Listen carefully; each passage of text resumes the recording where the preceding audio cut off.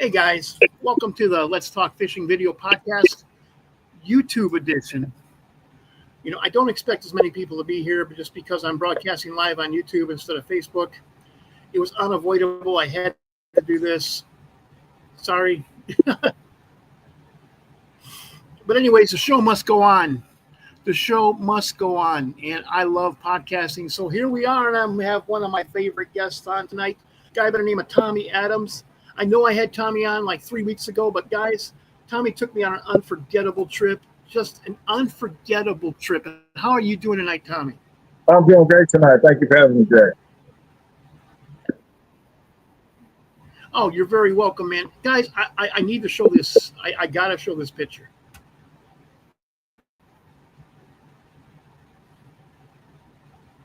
Here it comes. Look at that. Guys, Tommy Adams is about 6'4" and has shoulders as wide as a linebacker. Fish just don't look good. Just don't look big up against Tommy. This fish is about 40 inches long. Oh. So just to put it in perspective, man, this was an amazing fish. We caught this on Lake Calcaseiu, or Tommy caught this on Lake Calcaseiu, and it's just an amazing fish. It's 40-inch redfish. A 40-inch redfish does not come in 2 minutes. I'll tell you that much. These things fight you all the way back to the boat. You have to throw one this big back anymore, but I don't mind throwing one this big back because then it's going to go out there and make more. But anyways, I want to talk to Tommy now. Whoops. There we go. That was an amazing fish, Tommy. You want to tell the folks how you caught that? We were using, dead shrimp on the bottom. We were kind of throwing into a current. We were throwing upstream and letting it drift downstream, and just waiting for that fish to bite. Then fish is sitting there in that current, just waiting for any bait, something good to eat to come along. And we happened to put it right in front of that big one, and he slammed it, and the next thing, the fight was on. Folks, I've been jigging my whole life for walleyes and current, not usually as heavy as that current was, but I've been jigging heavy current for walleyes since I was a boy. Also, that's the same. It's similar conditions that I fish for smallmouth bass in. Tommy was using a 1/4-ounce jig with a big piece of dead shrimp on it. Dead shrimp tend to kind of make the bait rise a little bit, and a 1/4 ounce isn't much against that kind of current. This guy's a good fisherman. I've fished with hundreds of different fishermen. This guy's a good fisherman. If you can handle a 1/4-ounce jig in that kind of current, I thought about it the whole ride home, and since I was caught in Baton Rouge traffic for 2 hours, how could I have done this better? Well, maybe an ounce drop shotting with foot off the bottom, that might have worked. Maybe a 3/8 ounce jig, that might have worked, but I would have gotten more snags because there were rocks on the bottom too. So it seemed to me you either caught a fish or you got snagged. And I don't mind retying. No, I don't mind it. If there are fish there, if I'm just spitting in the wind, it's coming right back and hitting me in the face. No, I don't like that. But there were fish there. And the fish there were big and they were ferocious. There was a 5-foot long alligator gar that kept surfacing near the boat. My wife was fighting a great big black drum, and there were dolphins surfacing all around that drum. They weren't harassing it either. That's the thing that amazed me, because I was fishing offshore on an oil rig one time, and we were catching black tuna. Uh-huh. The things that looked like footballs. Oh. And every time we got one up to the surface, there was a guy who let yep, you're back. He would let a gig down, and it was on a 90-foot rope, and he would have to, gig that fish 90 feet down. But as he was doing that, there was this dolphin. Dolphin must have been 10 feet long. It'd come up there and bite it. And the tuna would come in. I can't believe the dolphin weren't harassing him. Have you ever had a dolphin bite a fish you had hooked? Oh yeah, absolutely. All the time with trout. When we get into big schools of trout, especially if we're fishing the beach, we've had times where every small trout that we caught and we threw back, you just watch and the dolphin would just eat them. And we'd have to watch them even as they're fighting. They would come up and Wow. try and take the trout out that hook.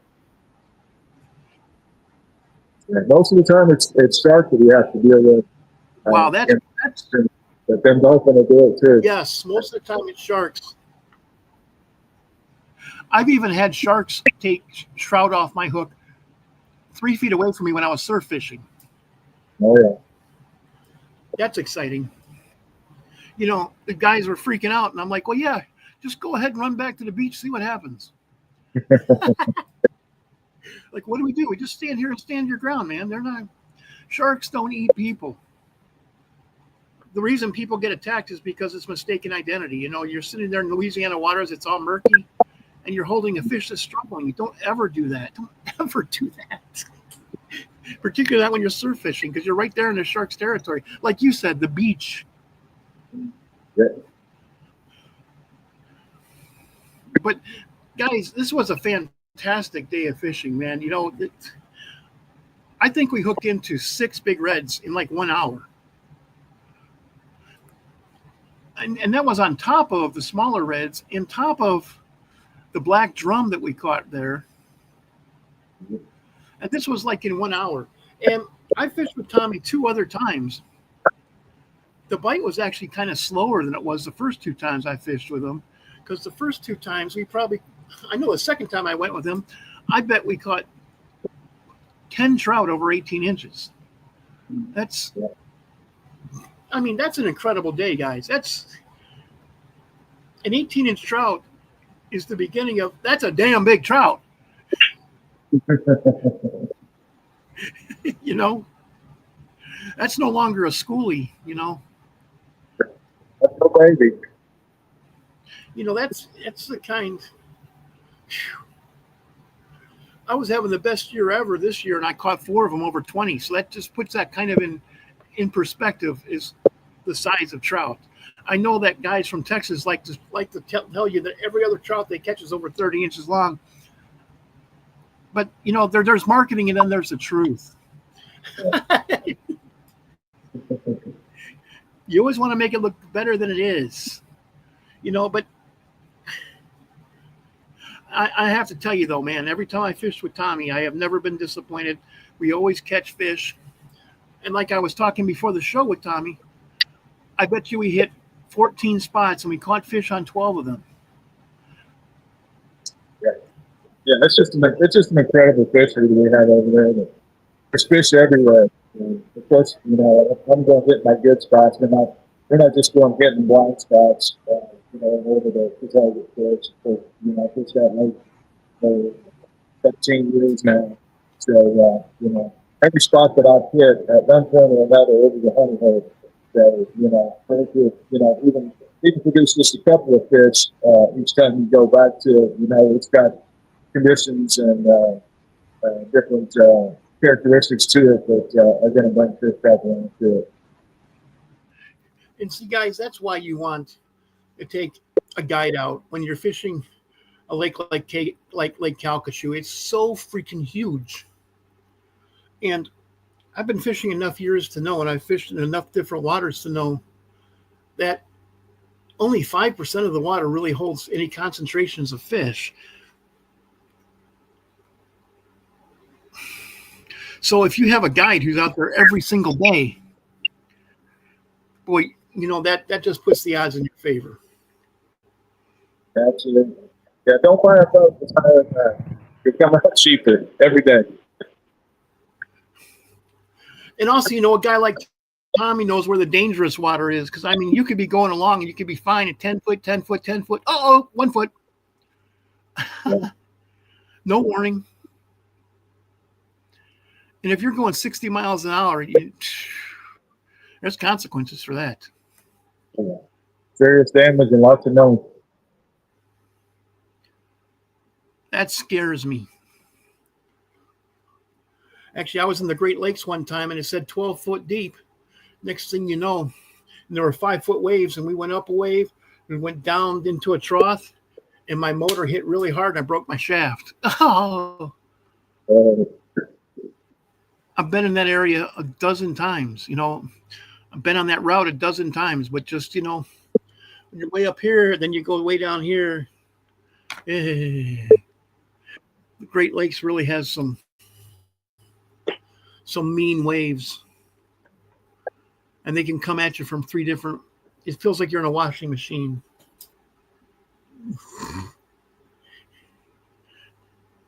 That's what's nice, Lake Calcaseiu. I'm sure you only have waves come at you from one direction. in most cases, yes. We don't have a whole lot of turbulence stuff. There's a couple of areas where you're going to get current and flow from different directions, and there may be some wind in different directions. But that's not the norm. That's the exception. And most frequent travelers through those areas know what we're talking about. It's going to be where main channels coming into the ship channel, and when that current's moving, it's moving from one direction in the other direction, and then you got the wind, blowing the roads at you as well. But like I said, for the most part, if you're out in the main lake or if you're out in the single bayou, everything's pretty consistent. And it may get rough. I mean, there's times out there that I've had some white knuckle experiences and been winds picked up, just like kind of over the past few days.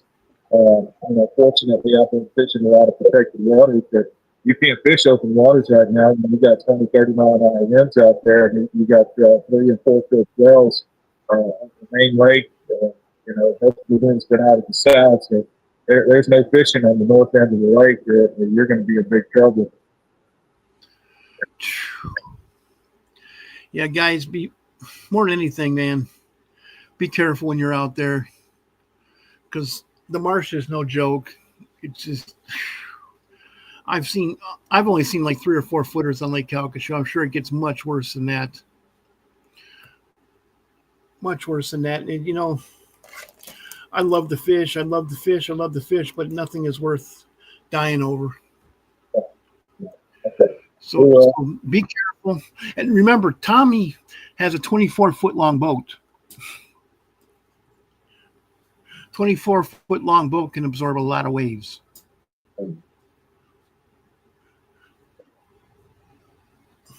After we had and we went through.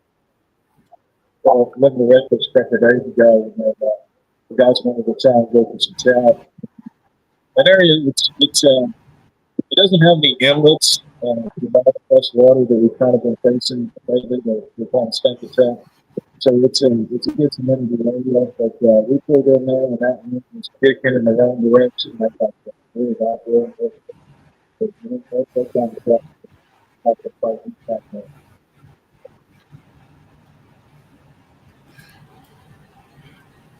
So has the trout bite gotten better? The trout bite is slowly getting better. I talked to some of my buddies of mine that are strictly trout fishermen, and there have been some areas that the birds have been working. The only problem with that is they've been highly overrun with jackpot. So you've got to work through the jackpot and don't get the trout. I think it's guys. We're going to be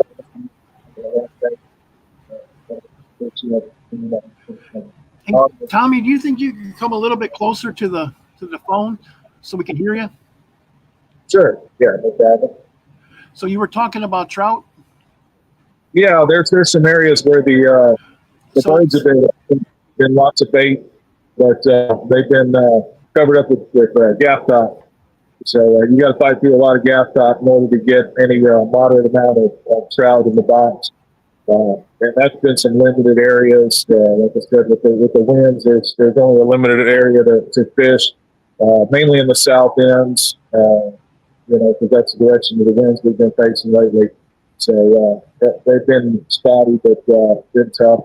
We had all that rain not too long ago that's kind of flooded our estuary with fresh water. It's got nothing trout pushed all the way south or even into the Gulf. So they've been kind of spotty to find. But the redfish have been incredible. Of course, redfish, they don't care about the salinity of the water.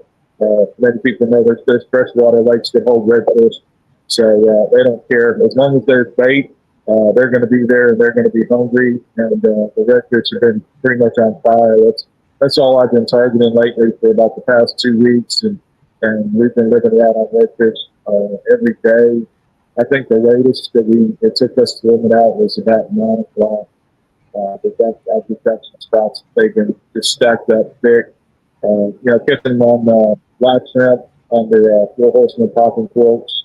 I mean, Sure. typically 2-aught tail hooks, which do an excellent job for catching redfish, hooking them right in the side of the mouth and keeping them from getting away. Man, I'll tell you what, guys.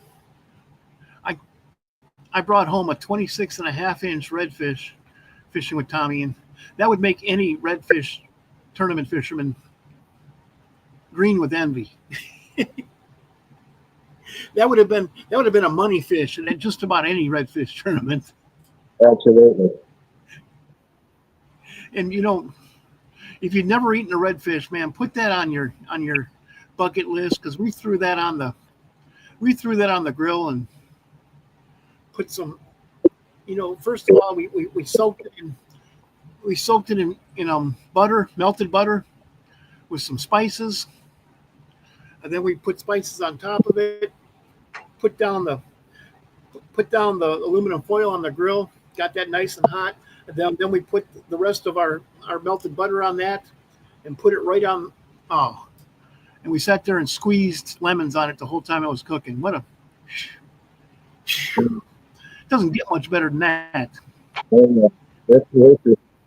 Like I said, that redfish have been hot. We've been eating lots of redfish lately. I bet you have. On the grill. You got to put that stuff on the. We fried some of it too, but the day after that we fried it. I told her I do not like leftover fish, so let's just fry enough just for one meal. Yeah. And the bulk of it I want to eat it on the grill, because I can't stop eating it once it's been on the grill. It's that good, guys. It's that good. And if you don't believe me, call this number down underneath Tommy. Tommy also is a fine restaurant quality chef when it comes to cooking. He cooked me blackened redfish. I don't like blackened redfish. He started cooking that. Oh, great, blackened redfish. It was excellent. Oh, yeah. And I have eaten blackened redfish at a nice restaurant in New Orleans. And I'm like, but this was good.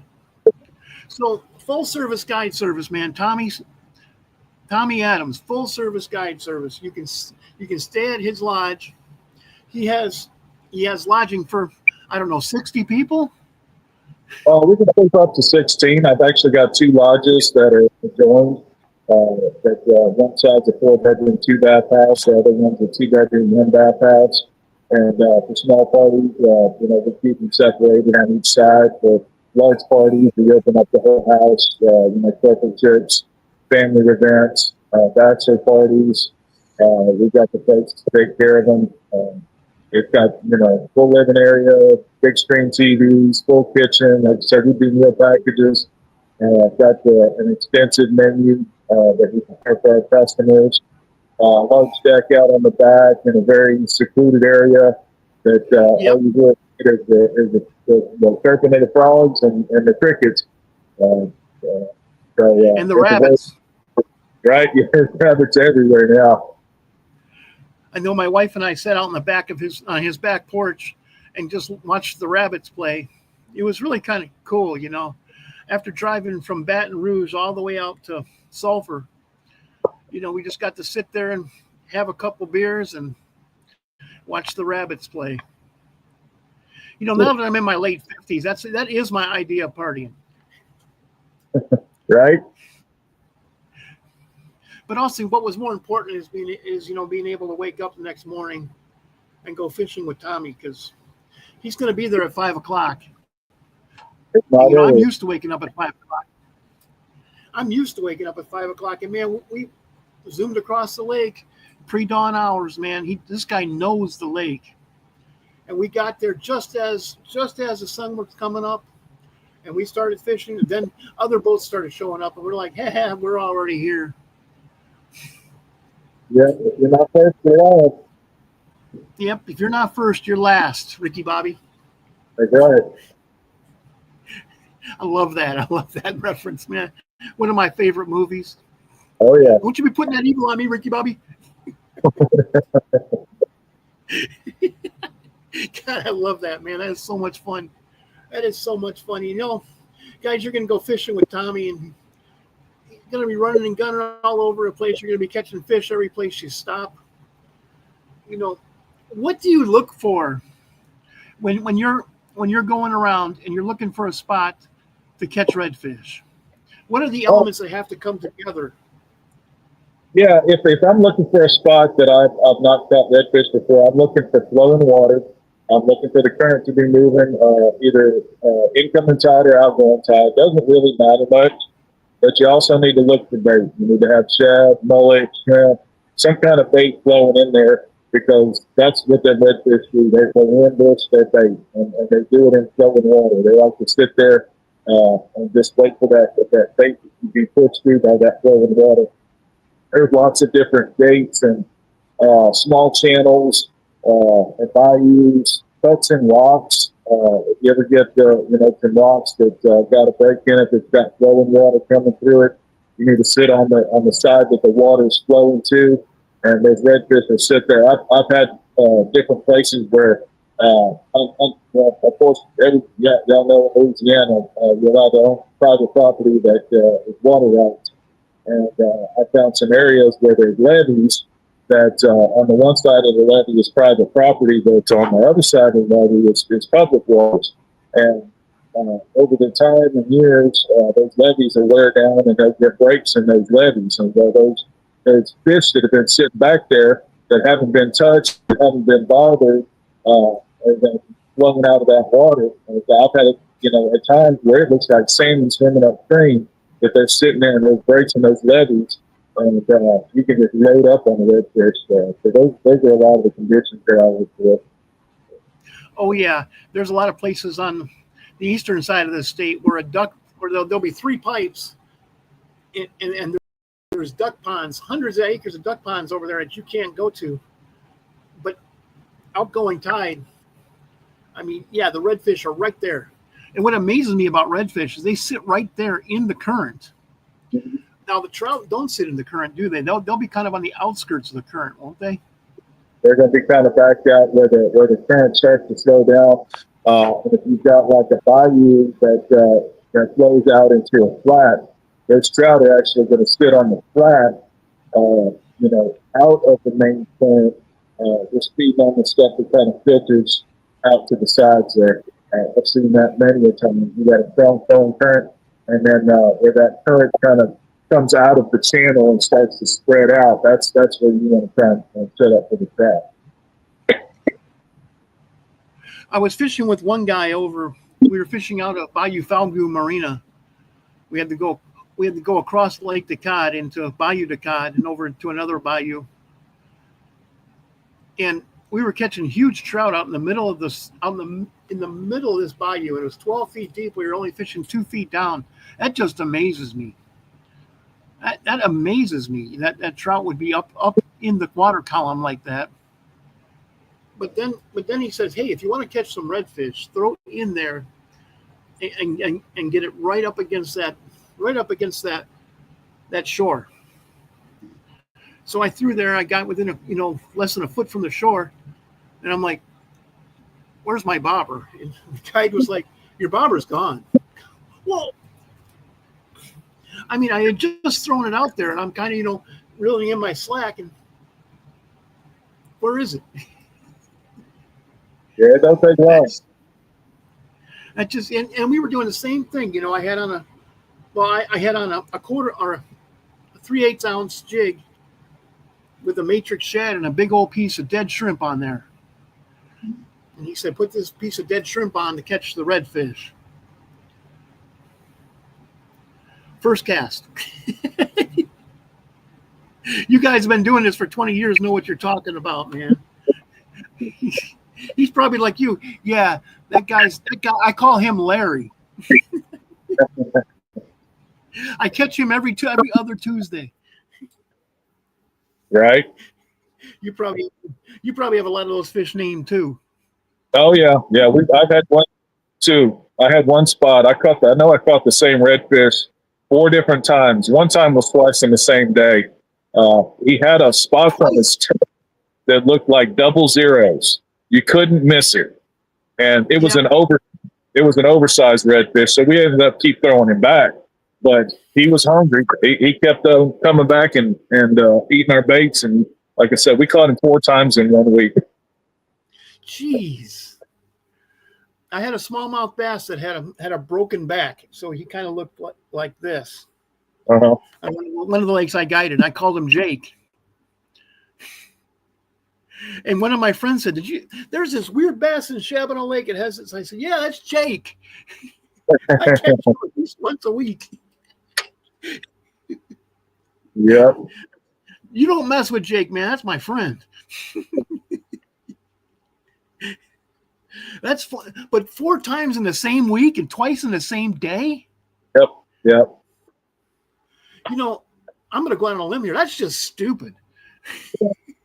Yeah, and I could tell you other stories of other fish, and the only way that I can really tell that we're catching the same fish is, like I said, with the redfish that have just such distinguishing markings that Yes.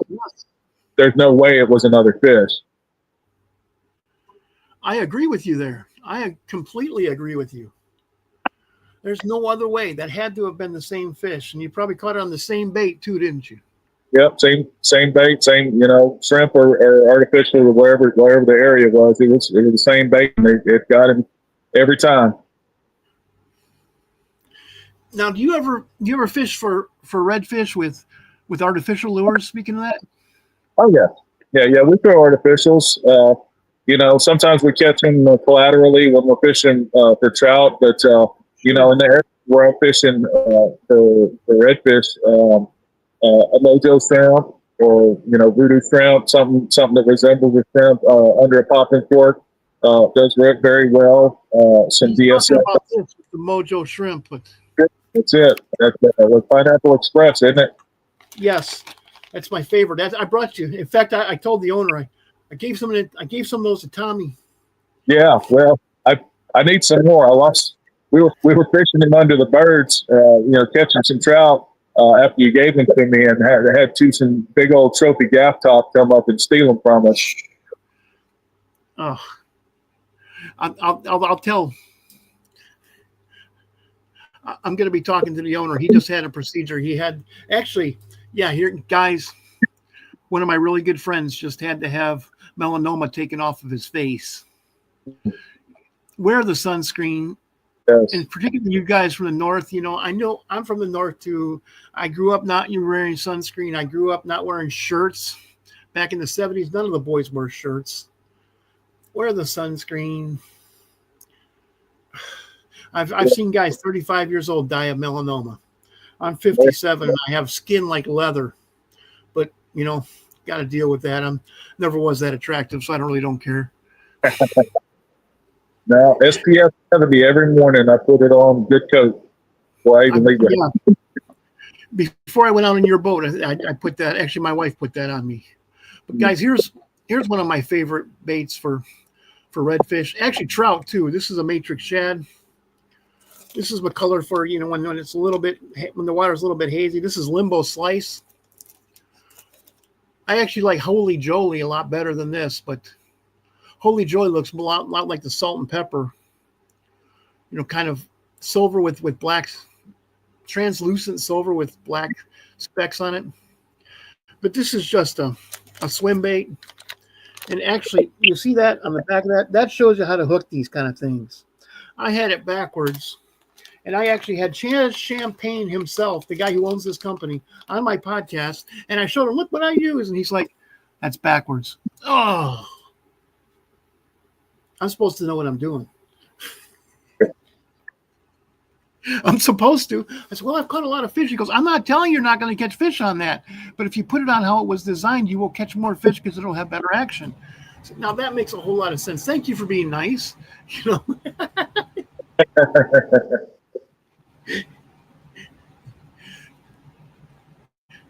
You know, I was going to ask him if I could promote his products, but I guess I should probably learn how to use them first.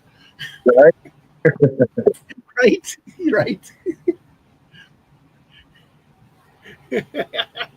So I didn't. I didn't ask him. I'll have him on again. You know, I'll have him on again. But anyways, guys, I've fished with Tommy 3 times, and I have caught fish with Tommy 3 times. Put it on your bucket list, particularly you guys from the north who like the bass fish, man. Trout, redfish, they're a lot. It's a lot like fishing for bass. If you don't want to use the popping corks, then don't use the popping corks. But I'm telling you, you'd be missing out on a lot of fish if you don't use them. Because I'm a bass fisherman through and through. I grew up fishing for bass. I always thought bobbers are training wheels. Well, down here they're not. Up north they are, unless you're fishing for crappies. Yeah. Well, up north they call them they're strike indicators. They're not popping corks. Strike indicators, yeah. Well, down here they're popping corks. They serve a function. They call, that's what my friends have told me. Call them in, man. Ring that dinner bell. Popping cork, ring it. It's like ringing that dinner bell. You got that pop that popping cork does simulates the feeding action of another fish. Because the redfish and the trout, they're aggressive fish, and if they hear that something else in their area has found something to eat, they're going to come over there and see what's going on. And so you got the popping cork, and then you got the little rattles of the beads on it that sounds like a shrimp. If you've ever had a shrimp and you had it in your hand, you know those little tick, tick, tick, tick, ticks that they do. And that's what those beads do on that shrimp, on that cork. And so you got double threats on that popping cork. And if I'm not fishing a straight line bait, I'm fishing a popping cork, right? And maybe artificial underneath it, or a live shrimp underneath it. But them popping corks, I tell everybody it's like ringing a dinner bell every time. I didn't believe that when I first got down here. And when I started fishing with guys, and they're like, well, you don't use popping corks? I'm like, I've already caught 3 fish. And the guy's like, well, I've caught 80.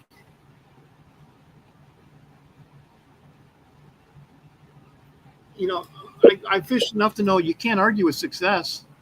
Right. Okay, I'm going to have to become a simulator. And what you said makes a lot of sense. Up north, they're a strike indicator. And that's exactly what they are. You're right. That's why I said, training wheels. They're, you put a big old cork on for a kid, and then he has something to watch.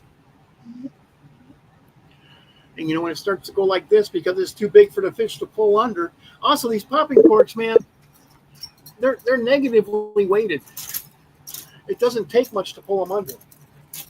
I'm going to show you one right here. I have one right here. You can see that. That's an ounce weight right there. And you can see this. You can hear that. That's what Tommy says, ringing the dinner. I love that noise because when you bring in a trout on one of these things and that trout's going like this, you can hear that noise is almost as cool as hearing braid go through the eyelets as a huge red is pulling your drag out. Oh yeah, Love that noise. It's definitely a sensory sport. Yeah, love that noise. And guys, I haven't had a wrist workout like that in a long time, pulling in the big reds out of Tommy's boat. So much fun. I keep going back to this, but when I first came down here, I hadn't caught big fish in a long time. And the first time I went out for redfish with a guide, I hooked him to a 42-incher. And it took me 45 minutes to bring it in. And the guide's like, I'm getting bored. You got to bring that in because your wife needs to fish too. Mm-hmm. Can I have fun? He goes, well, your wife wants to have fun too. Okay. I was just having fun, Of course, when Amanda seriously, oh yeah, Amanda wanted to thank you. She said she had a great time in your boat. Well, good. I love to have her out there and let her catch some fish and have a good time. That's the first couple of fish I got. She's like, no, y'all do it, y'all do it. No, no, no. Reel these fish in. Come on, have a good time.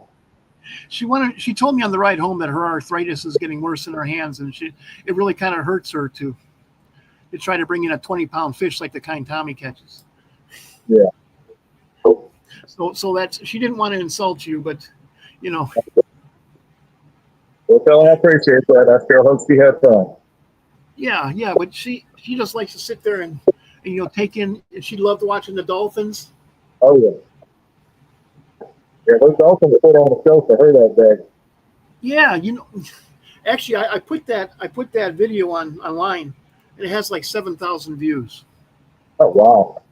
Yeah, so I think you got 15,000 views of all the videos I took and put on Facebook for that trip. So yeah, yeah, that's good for both of us. That's good for both of us. Well, hey Tommy, it's getting about 35 after the hour. Do you have any shout outs you'd like to do? Oh, just a shout out to Wholesome Ford, Calcaseiu Marina and Hackberry. That's where I go out and get on my base. They treat you right, got great service. Thank Nonstar, that's the boats that I have, Honda Motors. And thanks for my wife for putting up with me fishing all the time. Yeah. And, you can't do it without the support of your wife, man. I'll tell you that much. Woo! Yeah, her helping me now. She started getting me full time, quit her regular job last year, and so she takes care of the lodge, helps cook. She cooks some amazing desserts and some amazing etouffee and different other dishes that. Oh yeah, we've incorporated many other recipes into our menu that customers are just, for the longest time I had, the same kind of things, but I changed it up. We'd have, 4 or 5 different menu items. But now that she's come along, she's from Lake Charles. She was born and raised in Woodland. So we've got shrimp Creole, we got tourbillon, we got what did she make the other day? Sauce pecan. Oh Lord! Sausage pork sauce pecan. And I was like, oh my gosh, yeah, we need to serve that. I just went to a crawfish boil today. Things have been so stressful at work. One of the top guys, everybody over at my house today, going to do a crawfish boil. Thank you all for sticking around. So you can't have a crawfish boil without Bud Light. Right? Beer and crawfish is not. That's what I told them. That's what the crawfish eat.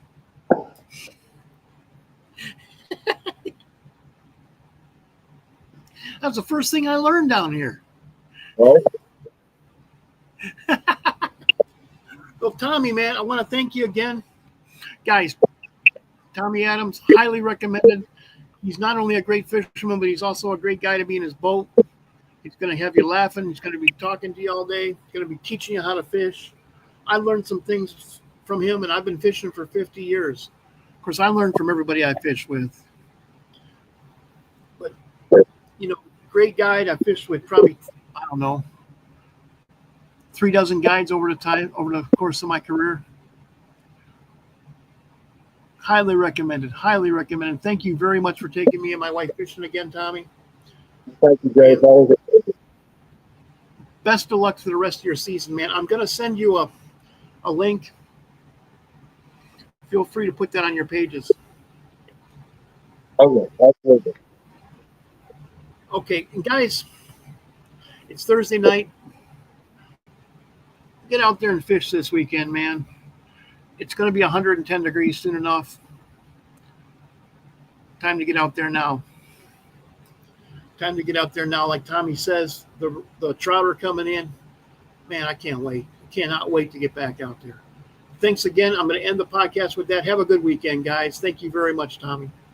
Thank you, Greg.